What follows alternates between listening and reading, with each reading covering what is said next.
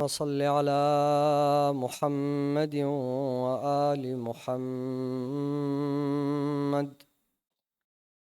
اللهم كن لوليك الحجة ابن الحسن صلاتك عليه وعلى آبائه هذه الساعة وفي كل ساعة وليا وحافظا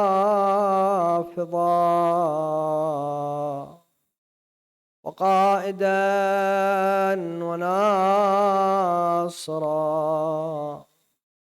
ودليلا وعينا حتى تسكنه أرضك طوعا وتمتعه فيها طويلا برحمتك يا أرحم الراحمين. اللهم أرنا الطلعة الرشيدة والغرة الحميدة واكحل ناظرنا بنظرة منا إليه وعجل اللهم فرجه وسهل اللهم مخرجه واجعلنا من أنصاره وأعوانه. قال الله تعالى في محكم كتابه الكريم: قوله الحق وهو أصدق الصادقين. أعوذ بالله من الشيطان الرجيم. بسم الله الرحمن الرحيم. ولقد جئتمونا فرادا كما خلقناكم أول مرة. So when you're gathering with the remembrance of Muhammad wa Ali Muhammad,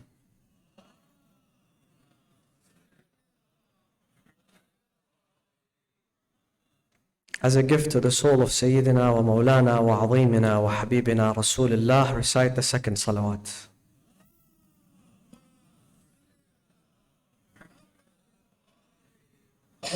For Allah shower onto this gathering each and every one of you with His infinite mercy and compassion, and to hasten the reappearance of Sayyidina wa Mawlana Sahib al-Asri wa Zaman, recite the third salawat with the loudest of your voices.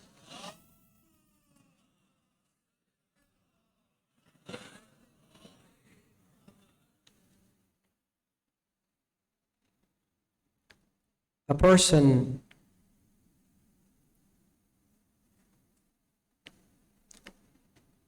traveling to the city of Medina 61 years after the migration of Rasulullah sallallahu alayhi wa alihi wasallam,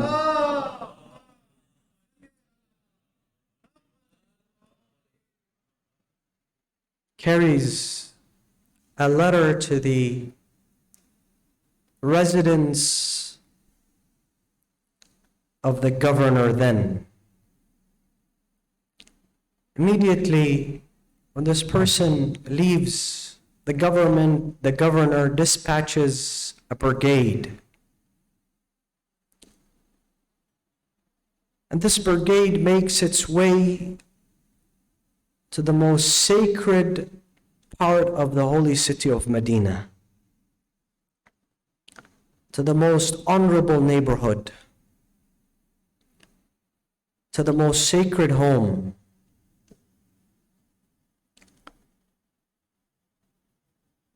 One of the lieutenants goes and knocks at the door of the most blessed home in that alley. A young man comes to open the door. This young man was asked, "Where is your father?" He says, "My father inside the home." And as the soldiers are looking into this young man's face, they are mesmerized by the light that Allah subhanahu wa ta'ala has placed in this young man's face, as he is described by historians and the people of Medina. كان أشبه الناس خلقا وخلقا ومنطقا برسول الله. This young man most resembled Rasulullah in his looks and his behavior. Who was this man? This young man was Ali ibn al-Husayn, Ali al-Akbar, and his father was Sayyid Shababi Ahl al-Jannah, Al-Imam Abu Abdullah al-Husayn. The soldier says to him, tell your father that he is summoned to the governor's home, and he must come immediately. So Imam al-Husayn surrounded himself with the members of Bani Hashim, his brothers, his nephews, his cousins, his family members, and they made their way towards the governor's palace. When he entered the governor's palace, the governor says to him, Ya Aba Abdullah, Ya Ibn Rasulullah, I apologize that I had to drag you out of your home in the middle of the night, make you uncomfortable, but I just received the letter. And you're the first person to know what's in this letter. I am here to inform you that Muawiyah has died. And he's appointed his son Yazid as the Khalifa after him. And the letter has come from the new Khalifa, which says, you must get the allegiance of all the people of Medina Amma. وَالْحُسَيْنُ ibn Ali khassa. You have to have a particular allegiance taken from Hussein, the son of Ali ibn Abi Talib. Ya Ibn Rasulullah, I am here to do my task. You ought to give me the allegiance for the new Khalifa. Imam al-Hussein was silent for a while. Then this governor is trying to make it easy for him. So he says to him, Ya Ibn Rasulullah, I don't want to taint my hands with your blood. I don't want to trouble you. We love you, we honor you. Ma hiya illa kalima. It's just a word. Meaning you don't even have to mean it really. Ma hiya illa kalima. Just say it so that we can move on with our lives. You can go back to your life. And I don't have to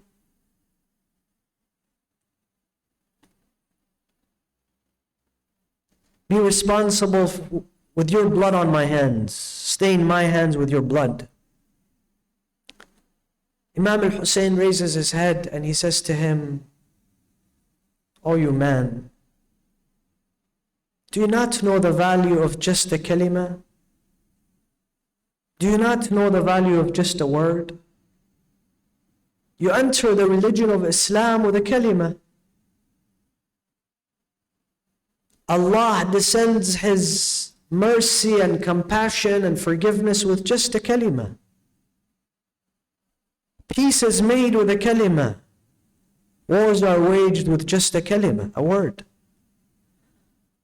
You exit the religion of Islam with just a word, a kalima. God's wrath and punishment descends upon people with just a kalima. O you man, do you not still know the value of a kalima?" Then he says this word, a man's honor is his kalima. A man's dignity, his sharaf, is his word. He's nothing without his word. And then he says, وَقَدْ رَكَزَنِي بَيْنَ اثْنَتَيْنِ. He gave that sermon. This is the end of the sermon. وَقَدْ رَكَزَنِي بَيْنَ اثْنَتَيْنِ. And Yazid has given me two options. السِّلَّ وَالذِّلَّةِ. وَهَيْهَاتْ مِنَّ الذِّلَّةِ. He's given me either death or humiliation. and I will never allow him to humiliate me. يَأْبَى اللَّهُ لَنَا ذَلِكَ وَرَسُولُهُ وَالْمُؤْمِنُونَ. Allah would be displeased, Rasulullah would be displeased, the mu'minun will be displeased. And often, on special occasions, I sit and I wonder, what is that kalima that pleases Allah subhanahu wa ta'ala that must be addressed to the audience? What is it that must be said so that Allah is pleased, Rasulullah is pleased, our Imam is pleased?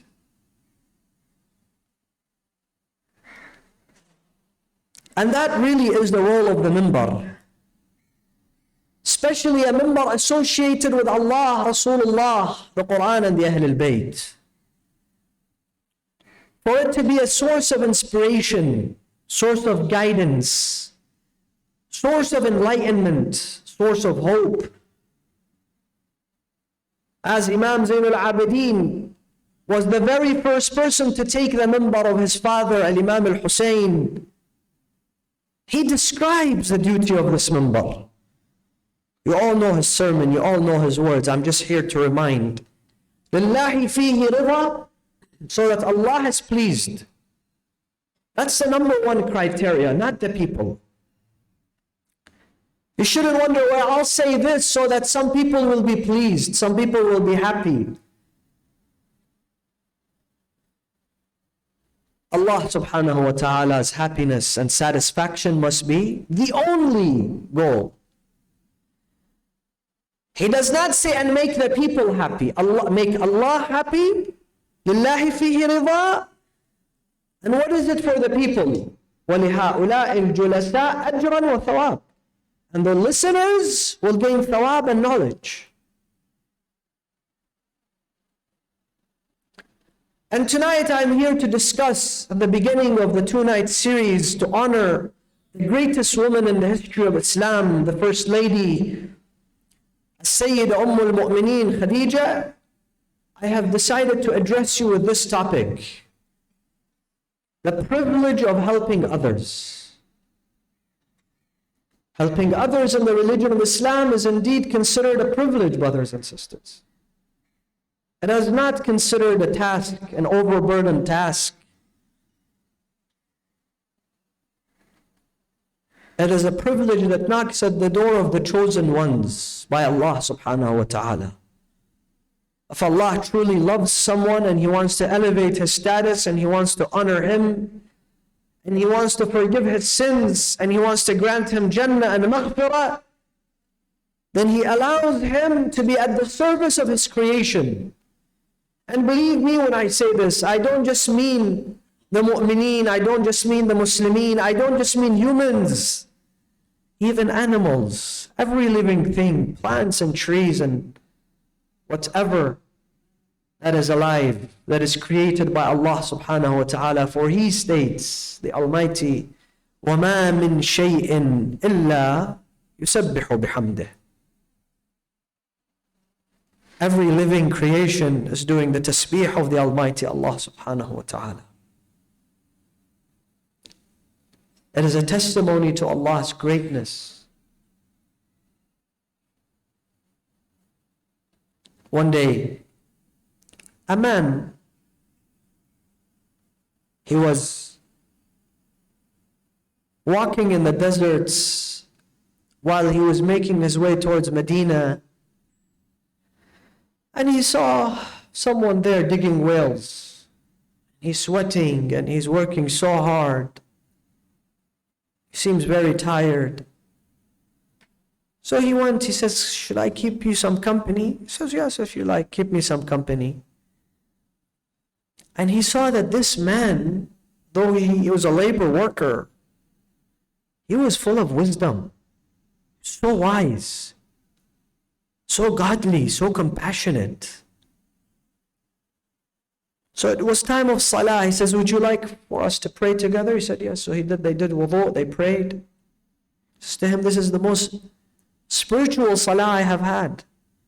So the man Says to him, would you like to join me for lunch now that you're here? But the food is very simple. I'm not sure if you like it. He says, no, no problem, I'll eat. So he took out 2 loaves of bread. They were so hard that they need to break it on their knees with 2 cups of water. So the man, he didn't want to eat this food. So his host tells him, I feel you don't like this food. He says, well, this is not even food. I don't know how you're going to eat this. He says, okay, if you want good food, go to Medina. You go to Medina, minutes away. There, ask for the house of Al-Hasan al-Mujtaba, Sibtu Rasulullah, the grandson of Rasulullah, Imam Hassan. Ask for his home. When you go into his home, there you will find good food. He will look after you. So he got up and he went to Medina. He entered Medina. He asked for the house of Imam al-Hassan. They said, yes, this is the home. He went there. He saw huge sufra. Many people are sitting. Imam al-Hassan greeted him. He said, sit down, eat. He ate. Then he was taking some food with him. So Imam Hassan says to him, you don't need to do this. Who do you want to feed? Bring him here. Bring your family, your wife, your children, your workers, your servants, whoever. Bring them. I will feed them. Our door is always open, 24/7. We are here to serve you. He says to him, no, Ya Ibn Rasulullah, it's not for my family. I'm here alone. But there's a man, he's digging wells outside Medina, and he's working so hard. And I sat with him, and he had a very humble food. The bread, you cannot even break it. You had to use your knees to break the bread, just water. How is this guy going to survive? So Imam Hassan smiles. He says, describe him more. So he describes him. He says, this man will not eat this food. He says, how do you know? He says, I know him. He's not going to eat this food. He says, how do you know him? He says, because he is my father, Amir al-Mu'mineen.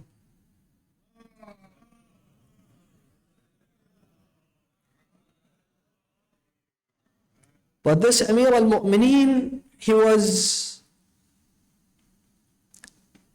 and still is the inspiration to every generous man and woman. I don't care what religion you follow. I don't care what school of thought you follow. They told a man that Ali never says no. He says, I'm sure he has to. He says that he never says no. He says, well, I'm going to test him in a very difficult situation and see if he says no then. He reached Amir al-Mu'mineen in the midst of the battlefield. The midst of the battlefield. And he says to him, Ya Ali, I have heard that you never say no to anyone, even your enemies. He says to him, I have disciplined myself in that way. He says, then give me your sword.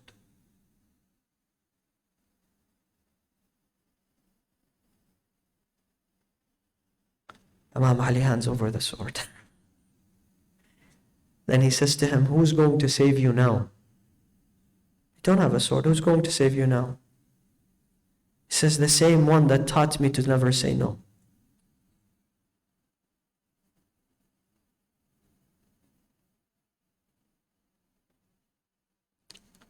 After the demise of Rasulullah, the situation was so difficult on the family of Rasulullah that Imam Ali, you all know, would go home and Fatima would say, we don't have food. The children are hungry.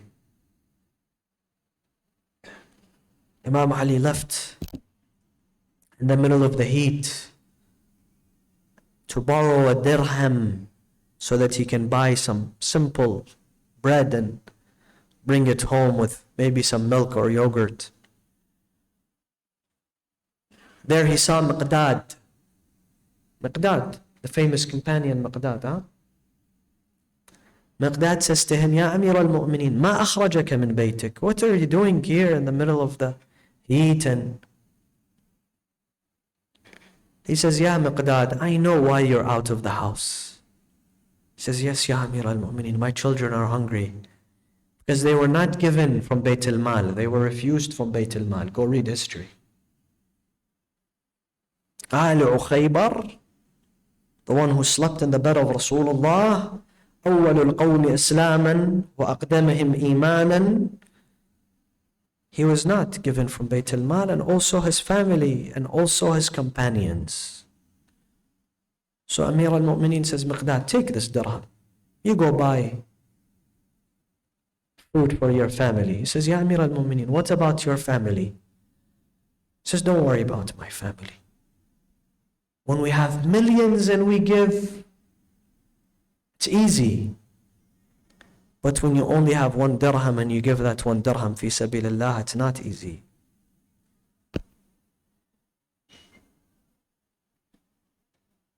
This was Ali ibn Abi Talib.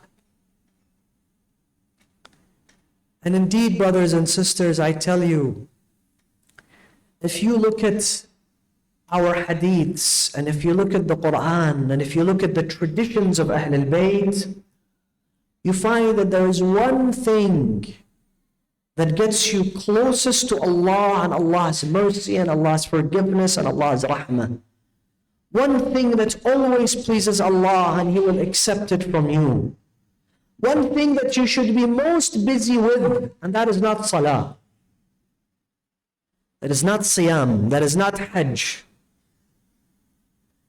That is helping people. Taking advantage of this privilege.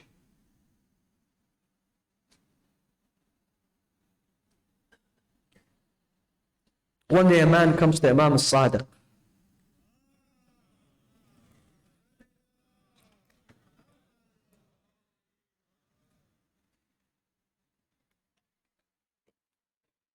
And he says to him, Yabna Rasulullah, I come to you from Ahwaz. I want you all to memorize the story. He says, I come to you from Ahwaz. Today Ahwaz is in Iran, but at the time was part of Iraq possibly. So he says, I come to you from Ahwaz. Our governor, I know he loves you and he's one of your followers, but he's in a state of taqiyya. And this year I have been taxed and I cannot pay the taxes. I will not survive if I pay the taxes. I will lose my business if I pay the taxes. I can't. Yabna Rasulullah, since the governor, he loves you and he respects you and he's one of your followers, maybe you can write something for him. And this happens to all of us. Sometimes people come to you, you have influence, you know people. All you need to say is one word. Call someone, write a letter for someone. But then the shaitan comes, because the shaitan wants to stand between you and Jannah. You and maghfirah. So he says, but do you know this person? Come on, don't ask. It's embarrassing. Why should you ask? What if they say no? And then you tell the person, or I tell the person, we tell the person, no, thank you, I can't do this for you. I know this person, but he's, we're not on good terms now. So we lose the opportunity. We lose the opportunity. This man comes to Imam al-Sadiq, he says, Yabna Rasulullah, maybe you can write something for him. I'll take the letter to him. Imam al-Sadiq immediately says, bring me paper and pen. And he writes very, very short letter. Bismillah ar-Rahman ar-Rahim. Inna lillahi dhillan yawma la dhilla lah. Allah has a shadow of mercy and compassion on the day in which there will be no shadow. Which day is that? يوم القيامة. يوم كان مقداره 50,000 سنة. For some people it will take 50,000 years to finish off their qiyamah. Quran, not my words, 50,000 years of agony, of no shadow. And inshallah, after the 50,000 years, they may end up in Jannah. Inshallah, we ask for Jannah.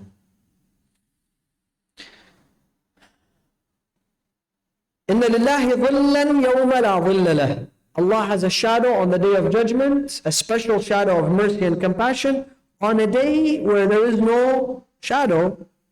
Who does this shadow belong to? Imam says, for those who solve the problems and the hajat of their brothers in faith.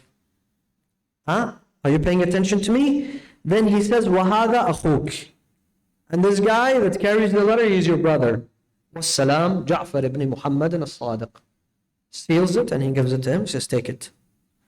So this person goes back after he visits Medina, he goes back and he arrives to Ahwaz. And of course, this person is a governor, so there's a lot of people there. When they leave, he says to him, what were you, doing here? Did you need something? He says to him, yes, now that everybody's gone, I have to give you this letter. So he sees the letter, he opens it, he sees the seal of Imam al-Sadiq. He kisses the letter, he puts it above his head. He says to him, how lucky am I to receive a handwritten letter from the Imam of my time, Imam al-Sadiq. He says, this letter doesn't say what you need. It just says that it indicates I should help you, but doesn't say what you need from me. So what do you need? He says to him, I have been taxed. I cannot pay the tax. If I pay the tax, I will lose my business. He says, how much tax do you need to pay? He says, 200 dirhams. So he calls his personal assistant. He says, give this man 200 dirhams. Takes the 200 dirhams. He says to him, are you happy? Of course I am happy. You saved me, you saved my family, you saved my business. How can I not be happy? And he says, if you give me permission, I would like to leave. He says, no, I don't give you permission. Sit down. The man thinks he's in trouble. He says to his personal assistant, oh, my personal assistant, how much money do I have in the treasury now? So he gives him a big number. He says, you give half of that to this man. Half of it. Allahu Akbar. Who can do that? So this man says, no, please, I don't need this. I have my business, I don't need half of your wealth. He says, I know you don't need half of my wealth. Well, you didn't ask for it, I want to do it. And he gives him half of his wealth. He says, okay, now with your permission, I would like to leave. He says, sit down. He says, how many slaves and servants do I have? X amount. It's in the riwayah. The man's name was Najashi, the governor. His name was Najashi. So let's say he tells him 70, 80. He says, give half of them to this man. This man is astonished. Please, I don't need them. He says, I know, but take them. He's about to leave. He says, how many horses do I have? Give half of them to this man. How many real estate do I have? Give half of them to this man. He divides, including his wardrobe, everything that he owns, 50-50 with him. This man is crying, he's in tears, he's speechless. He says, now you can leave. But I want one thing from you only. He says, anything. He says, when you go back to Medina, tell my Imam so that he will be pleased with me. I didn't do this for any other reason. I want my Imam to be pleased with me. I want my Imam to know the value of his calling. I want my Imam to know the value of his letter. So can you convey that to him? Of course, this man probably didn't need to work anymore, and he settled all the accounts, took care of everything. Now he's going towards Medina. He arrives to Medina, and as soon as he comes through the door, Imam al-Sadiq sees him. He says, come, sit down. What happened? Now imagine if this man had embarrassed the Imam. He would have kicked him out. He would have said to him, get out of here. I don't have to give you. How embarrassing that would have been. But he sits down. He starts describing the story to the Imam. This is what happened. This is what he gave. And he says, every time I kept going in depth in the story, the Imam would smile and he would be full of joy. And by the end of the story, Imam was in tears, tears flowing through his beard. So this man says to him, Yabna Rasulullah, I feel that this man really made you happy. What does Imam al-Sadiq say? Listen to me. Imam al-Sadiq says, Wallahi qad asarrani. Wallahi has made me happy. Wallah qad asarra jaddi Amir al-Mu'mineen. He has made my grandfather Amir al-Mu'mineen happy. Wallah qad asarra jaddi Rasulullah. He has made my grandfather happy. And listen to this. Wallah qad asarra Allah fi arshih. He has pleased Allah all the way to his throne. Now imagine what that means. That you please Allah all the way in his throne. When you do that, what happens? When Allah says, I love this person, what happens? Do we know what happens when Allah says, I love this person? I'll tell you what happens. Hadith Qudsi says,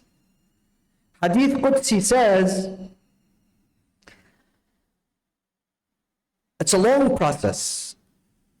Probably much easier than this process. Because this process, some people are willing to give their lives to Israel before they give a dime away to anybody. Some people including to their children, their family. Really. It's a disease. If anybody has the disease, they should ask Allah. Say, oh, Ya Allah, remove this disease from my heart. Bukhl. Being miserly, being stingy, being cheap. Nobody likes people like that. Even their own family will run away from them. Allah subhanahu wa ta'ala says, Man akhlasa lillahi arba'ina sabahan. It's Hadith Qudsi. If you live your life purely for Allah for 40 days, it's very difficult. The way you wake up, the way you conduct your business, the way you pray, the way you... And Allah will test you in numerous ways in those 40 days. Difficult ways. But if you truly live your 40 days for Allah only, not for the children, not for... only for Allah. Everything that you do is for Allah. Man akhlasa lillahi arba'ina sabahan. What happens? At the 41st day, the hadith says, تَفَجَّرَتْ يَنَابِيعُ الْحِكْمَةِ فِي قَلْبِهِ. Allah then explodes fountains of wisdom in his heart, in her heart. Wisdom is not knowledge. You go get 5 PhDs, people still don't have wisdom. You have somebody who hasn't gone to school, they have wisdom. Do you agree? The springs of wisdom explode in his heart. وَجَرَتْ عَلَى لِسَانِهِ. And then he speaks wisdom. Or you go and seek advice from people like that. Allah has blessed them. Now imagine Allah says that He gives that fountain of wisdom in his heart and He allows them to speak it, but then there is something greater. And then Allah loves this person. فَإِذَا أَحْبَبْتُهُ. And if I love this person, what happens? كُنْتُ عَيْنُهُ الَّتِي يَرَى بِهَا. Then I become the eyes that he sees with, and the tongue that he speaks with, and the mind that he thinks with, and the heart that he judges with.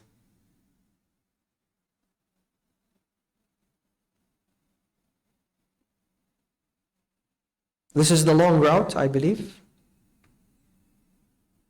But then you can also do that through what Najashi did. سَرَّ اللَّهَ فِي عَرْشِهِ. Allah then loves this person. And Allah is the judge. We don't know. People don't know how much we have, but Allah knows. Allah knows how much you departed from, why you departed from that money, how you departed from that money, and what did you do with that money. But like I said a few nights ago, لَن تَنَالُوا الْبِرَّ حَتَّى تُنْفِقُوا مِمَّا تُحِبُّونَ. You will not achieve this birr, the special status of Allah loving you, unless you give from what you love the most. And you give, it must hurt a little bit, you know. You're still in your comfort zone, that means you're not doing anything. It's not a challenge. You must overdo it. So it's a challenge. It's you feel it. Feel the burn.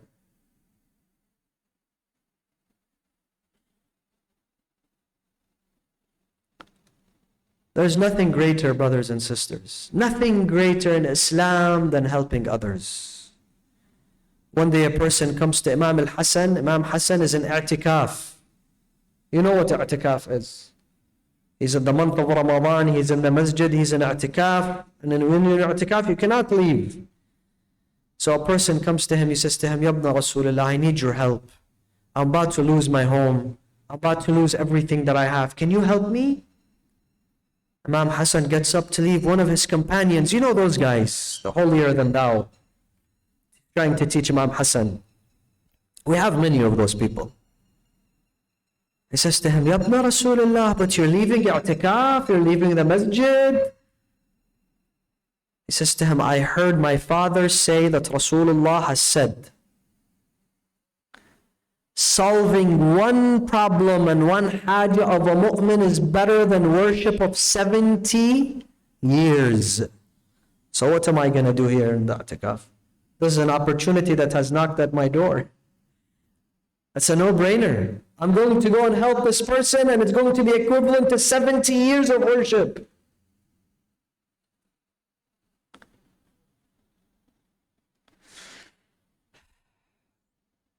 Now imagine, let's shift to Sayyidah Khadija before we conclude. Imagine the service that you're doing, this opportunity that knocks at your door, is also relevant and related to the Ahl al-Bayt. So you're hitting two birds with one stone. I asked one person, I said to him, what is the secret of your success? He's a very successful man. Not only in finances. I never measure success by money. Nobody should. But it's a general measurement of all the success. The respect and the honor and the ability to do ziyarah and the ability to be spiritual and the finances, everything all together. This man, I believe, is very successful. So I said to him, what is your secret sauce? What is the secret recipe? You know, there was a chef, I don't know if you guys remember him on TV, he would put the salt and he would say, bam. And he would say, bam. So what is the secret? Bam. Because that's what makes it special, huh? Without that, it's not special. He said, Sayyid, when I give, whatever I give it in the name of Abu Abdullah al-Hussein. Somebody wants a loan, I say, I give it to you, but this is not from me, this is from Imam Hussein. Somebody wants sadaqah, I give them. Somebody wants this, I give everything, not my name. I never want my name. I do it in the name of Imam al-Hussein. And Imam al-Hussein in return protects me. He's giving me that glance. I feel that glance every day in my life. I see it as an opportunity. I don't see it as a burden. And I can tell you, he's probably one of the very, very, very few people that calls without you calling. Calls every few months, saying, is there a project I can be involved with? Usually you have to, those people with deep pockets, you have to go to them and call them and email them, and then they send you here and there. But by the way, it's okay. Don't feel like, well, I'm not going to ask this person because I've asked him 5 times and he's always said no. You're doing your job, fi sabilillah. Don't ask for yourself. Brothers, sisters, don't ever ask the creation of Allah for anything. Don't humiliate yourself. Because that person is as in need of Allah as you are. Have sabr, have patience, but don't ask the creation of Allah. It's a wrong door to knock. When the door of Allah has opened, Why you're leaving Allah's door and you're going somewhere else? Why? Why you do that to yourself? But if you have a task for Ahlul Bayt, for Allah, it's okay, go ask. No problem. Don't be shy. Don't say this is embarrassing. Because this is jihad fi sabilillah. This is the zakat that you're doing. No problem. Don't say, I know this person won't give. It's okay. Give him the opportunity. Give her the opportunity. If they decline the opportunity, for you it's a win-win. For that person, he's lost. For you, it's a win. You've already cashed in your credits.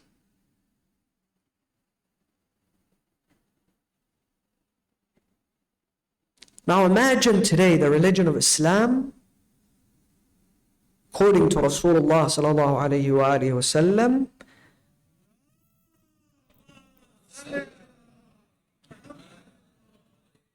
is indebted to this honorable woman who's not given her status in Islam. She's not honored as she should. Sayyida Khadija, al-Mu'mineen, the mother of Fatima. Rasulullah sallallahu alayhi wa alihi wa sallam says Islam rose because of her wealth and because of the sword of Ali ibn Abi Talib. لولا مال خديجة وسيف علي لما قام للإسلام رسما. Islam would not have survived. What does that mean, Ya Rasulullah? Does that mean that Allah would have abandoned? No. It means that Allah wanted Islam to survive through Khadija, to be prosperous through Khadija. Look how grand this woman is. And there's going to be a discussion tomorrow about Khadija, but this is the part of the life of Khadija I want to talk about. Khadija, she was known prior to marrying Rasulullah that her home would be open all the time. And she was Ummul Aitam. All the orphans of Medina would live with her, of Mecca would live with her. A yatim would not be out in the street. A yatim would live with Khadija. And she would take care of them, and she would feed them, and she would be their mother. She would honor them. And in the time of meals, they would turn on a fire from the house of Khadija so that it goes through the chimney, so that the people arriving to Mecca don't know where to go. Maybe they have lost their money on the way. Maybe they know this home gives free food, free shelter, and even money.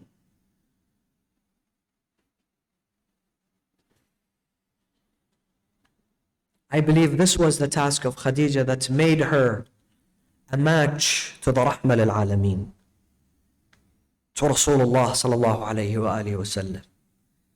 And she gave and she gave and she gave and she gave until she was on her deathbed. Maybe nights like tonight. And she calls in her young daughter, Fatima. She says to her, Ya Fatima, I'm embarrassed to tell this to Rasulullah, but I have nothing now. Khadija, the wealthiest person in the Arabian Peninsula, has nothing, no money. That's why this was Amul Huzn of Rasulullah, the year of calamity for Islam, for Rasulullah. I have nothing. I don't even have money to buy a kafan, a shroud. Tell your father to shroud me. And that is why Rasulullah took his aba and he shrouded Khadija in his aba. But when he was about to take her to the grave, Jibreel comes down. He says, Ya Rasulullah, your aba is good, but I am bringing kafans from the paradise, from heaven. Allah has sent this kafan to Khadija.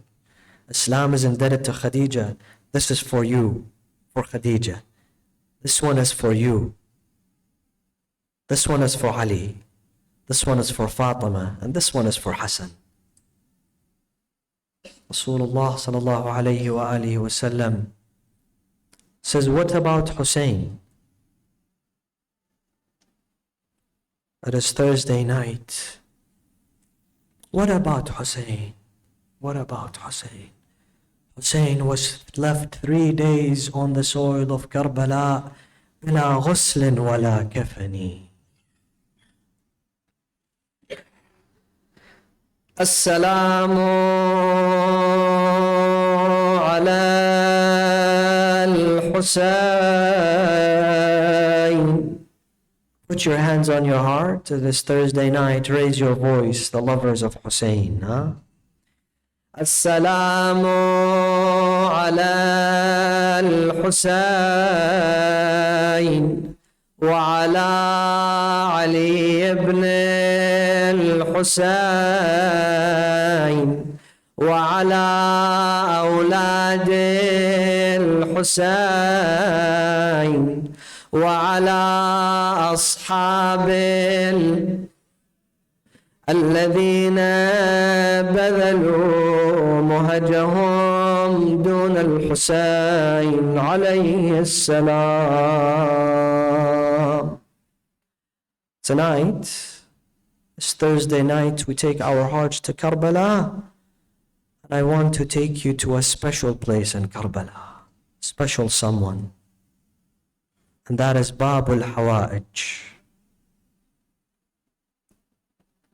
Amarul Ashira, Saqi Atasha Karbala. Assalamu alayka ya ibn Amir al-Mu'mineen.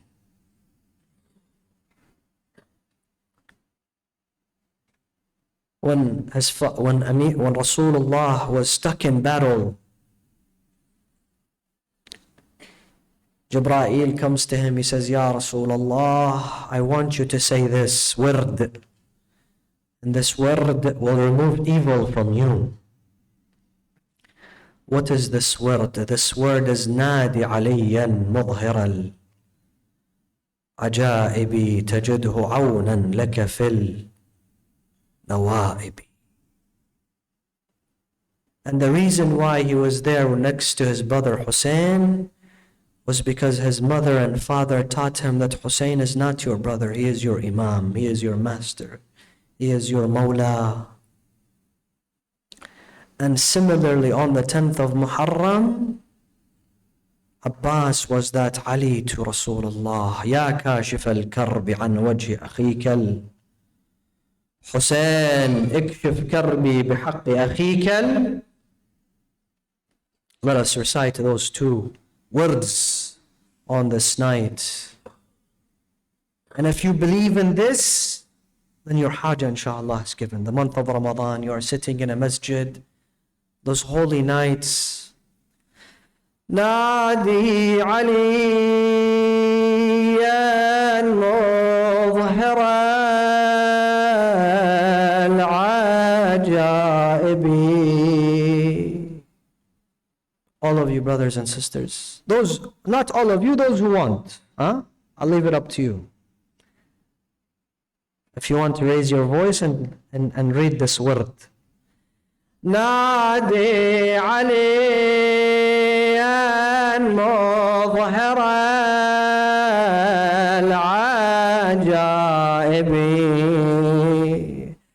تجده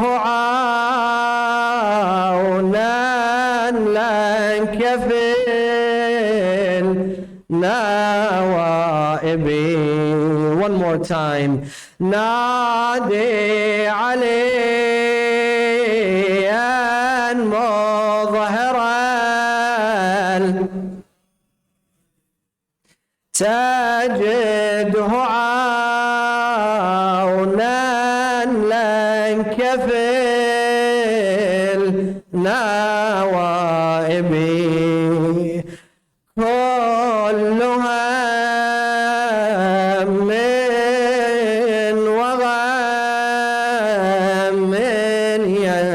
ينجلي كل هم وغم ينجلي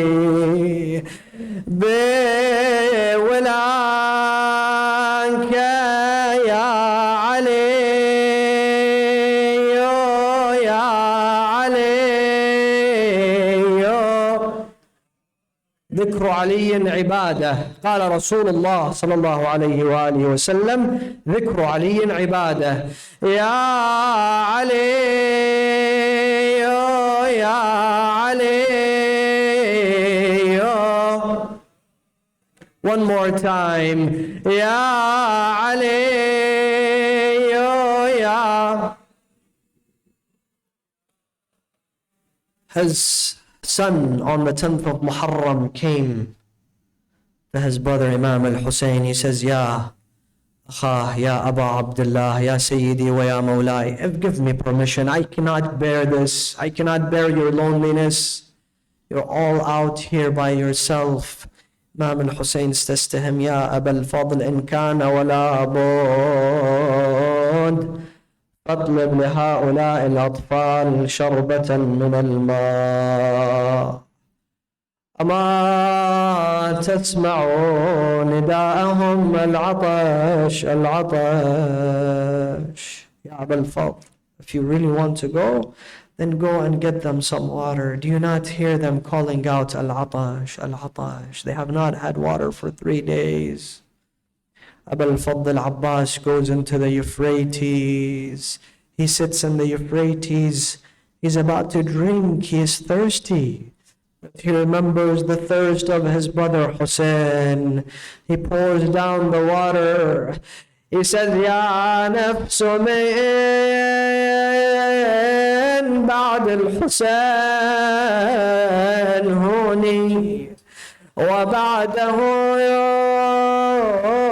ما كنت أن تكوني. هذا الحسين وارد المنون وتشربين بارد المعين. Oh my soul, how can you drink? How can you think of drinking? How can you enjoy water while your master Hussein is thirsty? Never. You cannot do that. Then he put the water in the bucket. He sat on the back of the horse. He's marching towards the tents. And a man comes and amputates the hand of Abu al-Fadl Abbas. Wallahi انقطعتم يميني إني أحامي أبدا عن ديني وعن إمام صادق اليقين نجل النبي الطاهر الأمين. If you cut my hand, I will take it in the left. But they amputated his left. And he says, I will keep on protecting my Imam until the last breath. Then brothers and sisters, with this I conclude. Until Mu'azza ya Sahib al-Zaman. 2 arrows landed, one in the heart of Abu al-Fadl, one in his eyes. And the bucket fell from his mouth. He did not know where to go. A man came and hit him with the iron pole on the back of Abu al-Fadl. For the first time he shouted out, Ya Akha, أدرك أخاياك. Imam al-Hussein came to him. He says to him, Ya Abu al-Fadl, allow me to take you back to the tent. He says to him, no brother, I will not allow you to do that. How can I face the children who are waiting for water? What an embarrassment would be. That is why he is known as Babul Hawa'ij. He will never refuse you. And we say to Allah subhanahu wa ta'ala, oh Allah, in the name of Abu al-Fadl Abbas, in the name of Qamar Bani Hashim, in the name of Saqi Utasha Karbala, every ill person in this majlis that has an illness, oh Allah, shower onto them from your cure. Those who are in need of sabr and patience, give them sabr and patience. نسألك اللهم وندعوك ونقسم عليك باسمك العظيم الأعظم الأعز الأجل الأكرم تنتعم يا الله.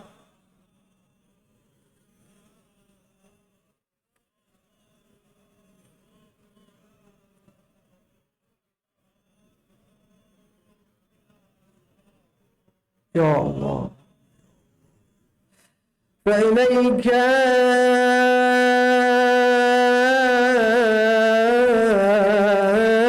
يا ربي مددت يدي،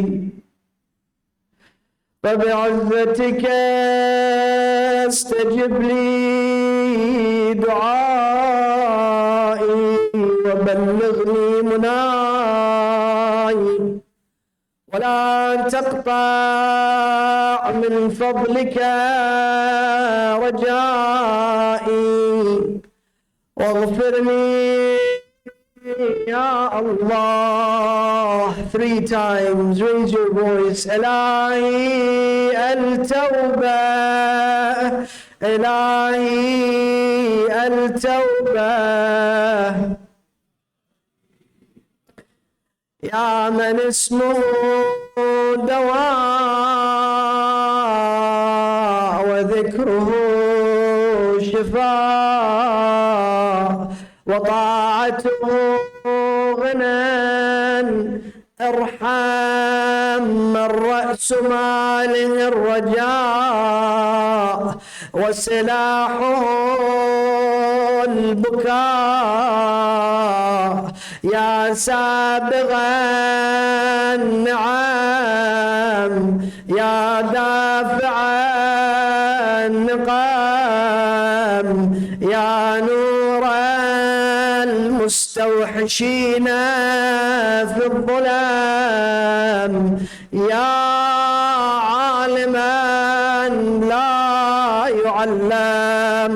صل على محمد وآل محمد، وافعل بما أنا أهله ولا تفعل بما أنت أهله. وصلى الله على سيدنا ونبينا محمد وعلى آله الطيبين الطاهرين. I have been requested to recite Amman Yujib 3 times for a special ill person, So we recite this Amman Yujib, and inshallah we conclude, and we ask for your dua on this precious night, Thursday night. Amman يجيب المضطر إذا دعاه.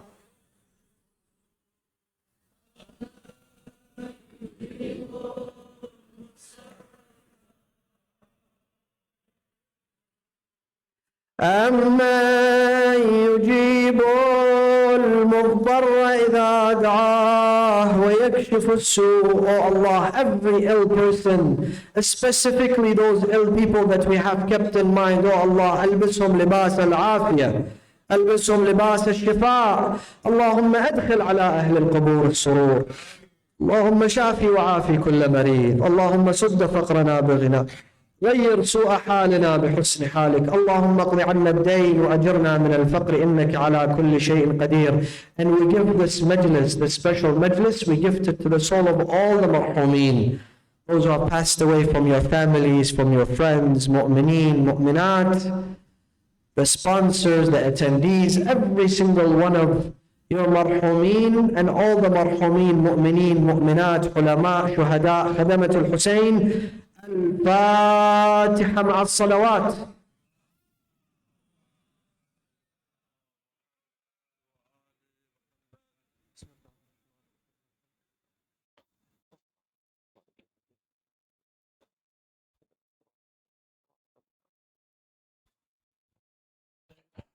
متوجه زيارة